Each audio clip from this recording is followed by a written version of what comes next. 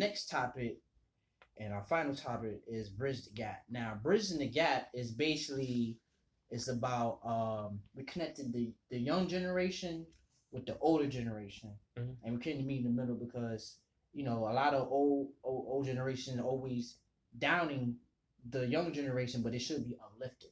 Yeah. And then the young generation shouldn't be talking back to the older generation. It should show respect to gain more knowledge. You know what I'm saying? Like the older people supposed to, like when I was 22, these are the mistakes I did. So I went through this, so you shouldn't go through that. Okay? So the topic within the Bridge the Gap is called to vote or not to vote. Vote or not to vote. You know what I'm saying? So let me break that down. So the younger generation, so the older generation is like, hey, you should vote. Your ancestors died and got killed just to vote in this country. And then the young generation was like, yo, but every time we vote, nothing changes. Police brutality, everything. So it's like we're not gonna vote at all. So it's like it's a constant battle right there. So what is your perspective on voting? Okay. So voting is important. No matter old generation, young generation, voting is always important because at the end of the day, that is what determines the laws and how the police leadership. What I'm saying, the judges, the senators, the city council. All that is done through voting. So of course, voting is important. But if you're talking about racial issues, police brutality, I feel like that is kind of where we at in America right now. Like it's here, and it's been here. The only difference is 400 years ago they wasn't. Hey, this is racism. Hey, look at this. This is racism. You know what I'm saying? Like it just wasn't that. Now we could just see it. Now everybody know about it because it's being more filmed now. Yeah. So now people just now we see it, and now we have something to get angrier about because we see it. You know what I'm saying? It's one thing to have somebody tell you, yeah, there's racism out here, man. Yeah, you get killed being black. It's another thing to actually see one of our brothers, you know what I'm saying, get murdered, you know what I'm saying, get choked to death or whatever, you know what I'm saying, and that's where we at, and that's because I feel. So I'll ask you a question. When you say vote, so when you go to the voting booth and you vote, because we got Biden, Joe Biden, and then we have Trump. You know what I'm saying? So when you go and vote, do you research them? Do you know what I'm saying? Do you feel that Joe Biden's gonna do a better job than Trump, or you think Trump is gonna do a better job than Joe Biden right now? Like, what do you think if you go to the voting booth? What are you voting for? Okay. And this is, I think, when it comes to our culture, it says, "Oh, I'm gonna vote for Joe Biden, Democrat." Yeah, but okay.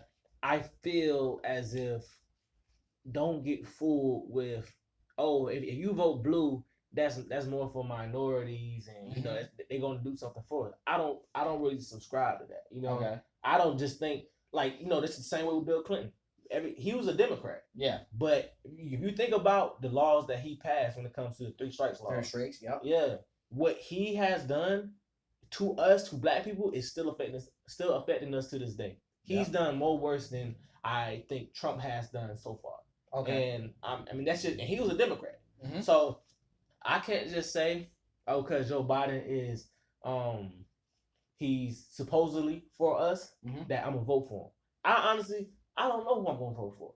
Okay. I don't really, like I said, I don't really subscribe to that. So I may vote for an independent party, but I haven't really done research into people, into their backgrounds, because what I believe, and you can always tell what somebody's gonna do by looking into their past. Yeah. You know what I'm saying? So I just gotta I feel like we all as people, we can't just move like we can't just move like rats, in the way of, oh, this cheese here, it looks good, so let's just go get it. No, we gotta think, we gotta be smart, you know what I'm saying? Yeah. Got you. Okay. What do you think? I'm supposed to different take on this. Vote or not to vote. What's the reason to vote? I'm kind of with Charlemagne on this. I don't know if y'all up to date with Charlemagne saying pretty much holding your vote. Yeah. Like, Okay. more so, especially in regards to like racism in this country, being black. None of the candidates have ever or are now really saying anything that will benefit black people, like, and will really benefit. Most politicians give like, hey, we do this, we got initiatives, but all that's just fluff because they know once they get in there, it's a whole web of everything else. Not a lot of the initiatives that they said and campaigned on that they wanted to do never get met most of the time. And none of the candidates actually will say, well, black people, this is what we're gonna do for you guys. We're gonna make sure this happens for this. At least gonna start prosecuting some people if they do kill. If police officers do kill someone, we're at least gonna arrest them and try them under the same law to make that fair. Personally, if a candidate said that to me and I heard that, that's probably one who I would vote for because that is the last little bit of piece of racism that I really see in this country is that police officers or any white person can do that wrong, can break the law and get off easy. If the law was fair, then shit's cool because then you know how to act. You kill somebody, you choke them out, regardless of whatever job you have, you killed somebody. So you still gonna go to jail for the same amount of time. Ain't because you also this person or you had this position in life. No, you broke a bigger law. You kill someone, you need to go and go to jail. That was wrong. So I feel like any candidate needs to really address the actual surface issues for me to even think about voting. But until then, I'm probably just gonna hold my vote until they speak and say what they're gonna do. For me, I'm fucking public enemy number one. Yeah. I'm a black man in the United States. I'm already a target, so you need to talk to me before you want to say, hey, let's get these votes. You ain't did shit. So, far as that concerned, I could vote for somebody else in a different country and just go live over there. I could be setting my bag up to go live someplace else because it's like, yo, fuck these people. So it's like, if I'm not gonna vote because you're not talking to me, until you talk to me, that's when I'm gonna vote. But until then, my other solution is get the fuck out. Okay. If I can, I want to like kind of look at this from a different point of view. Okay. The question is bridging the gap. Should you vote? Should you not vote? So let's think about it like this. So when a candidate decides to run, how do they run? Like what gives them what basically allows them to run? Well, it's basically money. Right. So money, right? Money funds candidates. So money funds whoever's in the Democratic race, whoever's in the Republican race. So basically, whoever has the most money, and you can look at it like this: whoever has the most money funding them, more than likely, that's going to be the one that this is a Democratic, select. This is a Republican select. So who funds the candidates? Y'all know? Okay. Usually private. Private. But no. So if you think about that, right? Who funds them? The people who own the land in the district, right? Or private businesses too. Yeah. But the main amount of money, because the most money, like, okay, so if you own this land and you decide to have a event, a fundraising event for a Democratic nominee, right? So you're basically bringing everybody, this rich person, this rich person, this rich person, this rich person. But at the end of the day, you own this. That's the reason why you're able to bring this amount of people in and give this money to this candidate.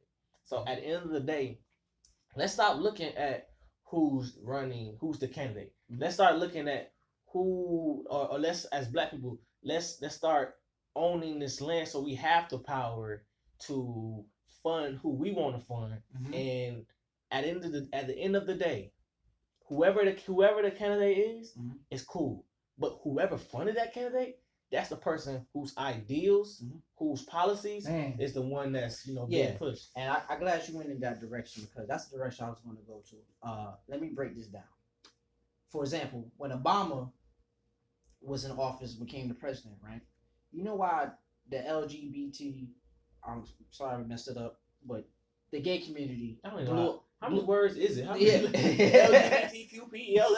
That's God dang. Like my man Black Dissect. we're gonna call it alphabet soup. Yeah. The alphabet soup. So anyway, long story short, the reason why the gay community blew up the way how they blew up because they funded Obama money.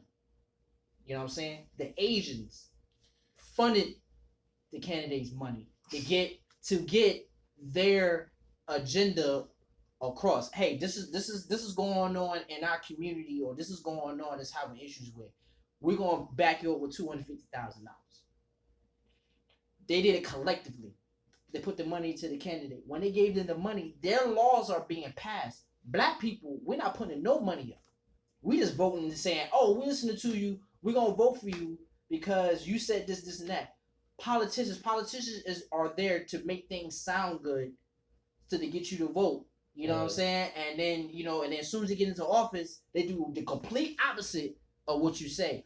So you going to the ballot and voting, that system is dead. The real vote is filling their pockets. That's the real vote. So that brings it back. The first thing I think I basically brought up, you know, black people, we don't own nothing. So we don't have a say in We don't have any power. Exactly. So the reason why? Like think about this. You go to New York, right? You have a Korean town. You have a Chinatown. You have a Little Italy. Don't forget Jews. You have a Jew town. Whatever they want to name their town. You have that town. And in that town, it's nothing but Jewish businesses, Italian businesses, Chinese businesses, Korean businesses. You can go on Pine Hills today. You see everybody else's businesses in our community, but our own. Exactly. The Indians, and that's the reason. Like as black people, we are the most accepting of other people than any other race known to man. Like we don't care. We say, "Oh, Mr. China, you want to come in? You want to own this right here and start selling us Chinese food? Yeah, you can have all our money. Yeah, you want some? Yeah, you go." Exactly. But that's our problem. We don't own nothing. You know what I'm saying? Exactly. And it's just like to the simple concept of if you in your mama house, you can't tell your mama to raise the AC, lower the AC, cut the heat on. You can't tell your mama nothing because you don't pay no bills. So you got to pay the bills to get what you want. So you got to pay the candidates to get what you want, because just going to the ballot and voting, all you doing is clicking likes on Facebook. Yeah. That's all you doing. I feel like we just don't have any prolific leaders that can actually organize. We don't have any organizing leaders because we do have a voice in Congress. We have the National Black Caucus. We have NCAA, the NAACP. I mean, we have so many leads. Like even just with my fraternal organization, there's 9 other political groups, all black owned, that are for the black people. We as black people just don't donate to them. We don't give back to them. I get those emails all the time from like, donate this to sickle cell, this, black people, this. These are people who can have that money and legislate as well from bills. Like just how the American Red Cross is just like whatever black person. Dang, what's the organization? Let's just say Boys and Girls Club. Yeah. Black Boys and Girls Club. Matter of fact, not even do them. We'll say 100 Black Men. So I was in that. I was part of 100 Black Men. And you got a Red Cross. Red Cross, yeah, they could lobby all their money because everybody, their mama donate to Red Cross. No one gives to the 100 Black Men to where they can start lobbying on behalf of black men. So we as black people, we say we have the biggest spending power. We have trillions of dollars. Hell yeah. And the wrong shit. However, we make like everybody rich. Said, we give it to them. Making everybody rich for ourselves. Instead, if we were to give it to the NAACP or the National Black Caucus or even our local government, because we have Chamber of Commerce, African American Chamber of Commerce here in every city that can point you to black-owned businesses. We don't give back to that shit because we look at our shit as tainted as well. Like, I'm not gonna give that black person. We all do it. No one's a saint. No one's been like, nah, I support black businesses. It's still those that you don't support and you don't donate to and give to. That's our power right there. But we probably won't do that just because in the past it's been trust issues. They've had people infiltrate those organizations and kill the trust with the black community, so they won't go there. So we have all the lobbying power that these white people and the Jewish people have, because the Jewish people, they give their money to only Jewish things to support them. That's why they're like, you can't touch us. we have our religion behind us. Mhm. They give it all to the mosque. This is what y'all supposed to do. Y'all higher up officials, we fucking trust you. Y'all speak on our behalf. If y'all fuck up, we handle you. No one else is gonna even know Exactly. about it. Your own We culture handle supposed to police their own culture. Exactly. They Jewish have people that. police their own. Yeah. So they that's part of their going to church and giving that money. Now all black people, we go to church. Imagine we gave money to the church and the church gave money to a central church that was for black people that housed all that shit. Just how the Catholics have the shit overseas, where the Pope is at. He's that one person that leads the whole shit. Black people don't have that one person to lead a whole shit anymore. And again, like our to problem, trust. our problem is that like I didn't say this, but starting from the beginning of slavery, religion was used by our captors to control our minds. Mm-hmm. If you can use God, if you could basically tie God into a controlling aspect, you have somebody. And put Jesus as white. Yeah, and so by them, like, the preachers in slave communities were the highest. I mean, were basically treated the best out of all the slaves. They were given extra amenities. They were given the good food. They were they were basically treated as a higher class than the rest of the slaves. So religion was always like used, house nigga, in a way. In a way, but even better, because at the end of the day, you're the relatable mind to the rest of these slaves, and you can basically tell them that what's going on here is not bad. This is what's supposed to happen. You know what I'm saying? And that's our problem. Like, black people, we take at the end of the day, we're getting our money by the white man. And if you get your money by the white man, and the white man is paying you, they're the ones that's providing food for you and your family. So are you gonna say, white man, I'm gonna do what I want to do? Nah, because you gotta feed your kids. Your kids gotta eat. They need bread. They need milk. Your baby need this. You know what I'm saying? So I just I think that's what's kind of breaking us like apart between the older generation and the younger generation, is that the older generation is so high strung on God. White, you go in any black woman house, you see a picture of Jesus, white Jesus. Yeah, white and Jesus. then like us, we like white Jesus. It's a cool hair and brown skin. Why you got, you know what I'm saying? No, so I'm gonna capitalize on that. So, do you think religion is a guideline or is it law?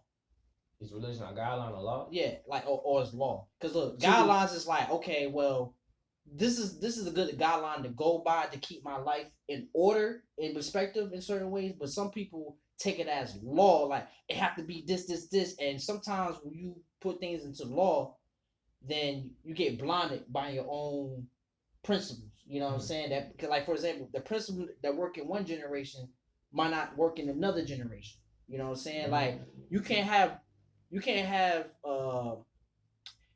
the same game strategy in basketball that you have in football.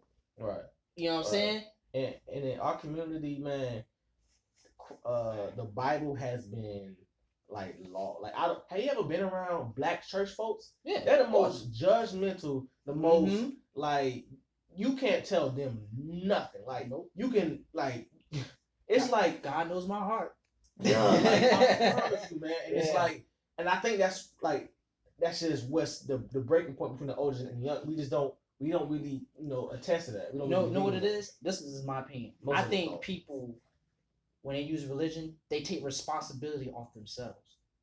Like, you know how they say, "Oh, the devil made me do it," or "the devil," you know what I'm saying, blah blah blah. But instead of taking responsibility, you know what? I messed up. That is used as like a crutch, like a crutch in a way. You know what I'm saying? I'm not saying church is bad. It's a good guideline, but at the same time, you gotta have a mind of your own, and you gotta take accountability for your actions. You know what I'm saying? And as black people, we so used to depending on the white master. You know, when it comes to slavery, it's basically being reinvented consistently through the generations, just in different ways, and it's more mixed in. Cause like when we were segregated, like, it was just blacks, it was just white. We had a black-owned business. We had our own banks. We had everything. Like, remember Tulsa, Oklahoma, where they come to the Black Wall Street? Black Wall Street in Wilmington, North Carolina.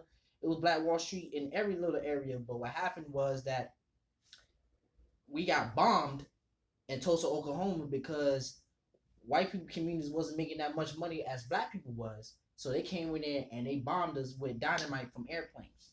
Yeah. Yeah, you know what I'm saying? And that has been a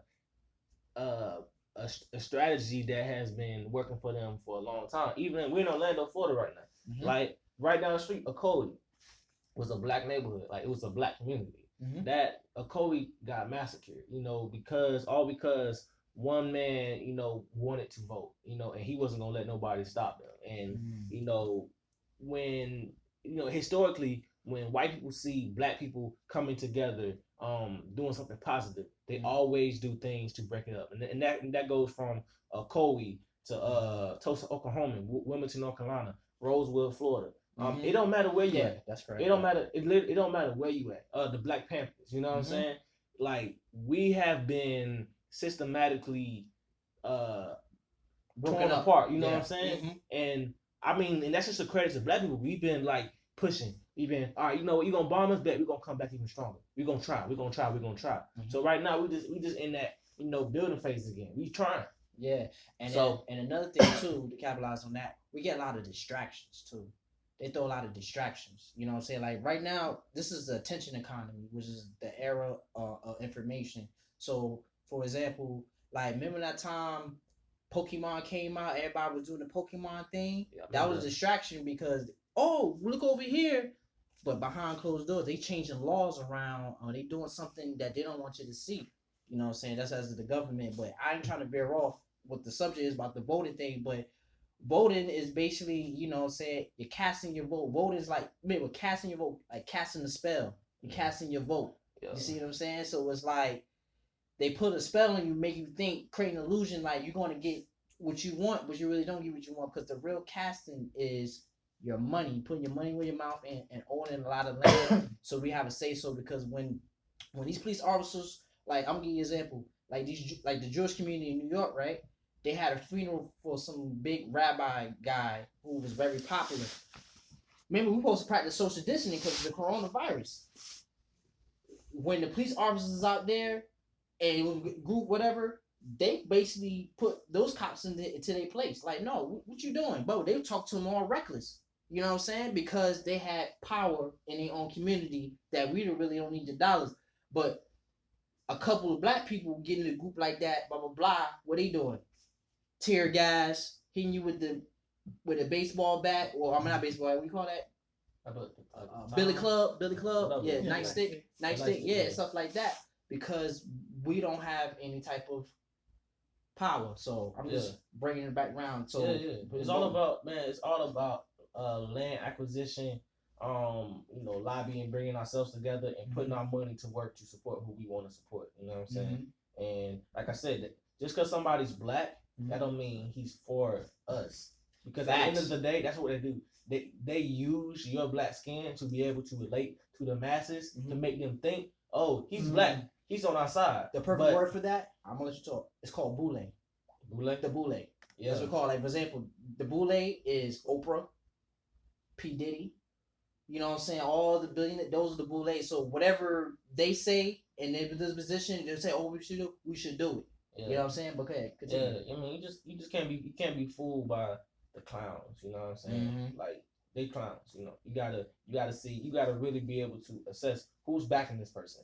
You know what I'm saying? Exactly. Because whoever's backing that person is gonna be so if like Andrew Gillum was running for the governor. Like I'm not gonna say I know about him. Yeah. But if Andrew Gillum was backed by a racist man, you know what? And to say that racist man ideals was I own prisons, so I want more prisoners. I want a fat in my pockets. He's going to support him because he knows that he can relate to the masses and he can correct. He can do mind tricks and make you think that his policies are for the better, but when actually they're this man's policies. And this man's policies is going to be the one that's going to get you in jail. So that's why, to me, Bill Clinton was the worst thing that happened to black folks, since the Reconstruction era. You know what I'm saying? So, yeah. Okay. Yeah. I feel like we had a whole civil rights. I'm over here just like, shit, they got it. I'm like, this bitch got deep in the mud. Yeah, man. It's because voting is the root of that, man. It's the root of that. Yeah. It's the root. But I just I feel like there's so many distractions, like you said, and things that make us think that, like, oh, you're black, you should vote, and if you're black, you should vote for who? Democrats. Why? Because Democrats are good for black people. Exactly. They help you out, but at the end of the day, they don't give a fuck about us either. No, the only person that's gonna give a fuck about us is ourselves, and we ain't gonna be able to give a fuck about us if we don't own them. You gotta own stuff, man. Gotta own shit. Yep. Exactly. Gotta own shit. So I mean, like, it is what it is. Yeah. You said that shit, Ace. Yeah, man. That, man. Yeah. So yeah, that was that's the last it. bit. Yeah. So, sure, we're good people. For those who are watching and for those who are listening, thank you for tuning in to tonight's podcast. I want to give a big shout out to Ace. Yo, Ace right here. Yeah, Yes, brother. You know what I'm saying? Yeah. What else you got going, Ace? You know, you got TikTok. Let the people know once again where they can find you on TikTok, Instagram, MySpace, whatever you man. Man, follow me on TikTok. Like I said, Flyboy Ace. You know, 1E, Flyboy Ace, 1E. It's ACE. You know, I got 12.3 followers on TikTok. You know, hit me up on Instagram, Flyboy Ace, with 2 E's. That's with 2 E's on 2 E's. Two motherfucking E's, nigga. All right. And you know what I'm saying? We put content up, like, you know, the Tonight podcast, man. You know, appreciate y'all boys, man, for having me on, man. Oh yeah. It's Oh yeah. one more thing. Tonight's podcast. We do have a Gmail now and a YouTube page. At Tonight's podcast is where you can just like search that on YouTube. Just Tonight's podcast. Yeah. Space it. Put the apostrophe or whatever between the S and the Gmail is Tonight's podcast at gmail.com. Demetrius D. Watts. Tremaine, aka Trey. Ace Williams, Flyboy Ace. Appreciate y'all. Catch y'all next time. It's next night.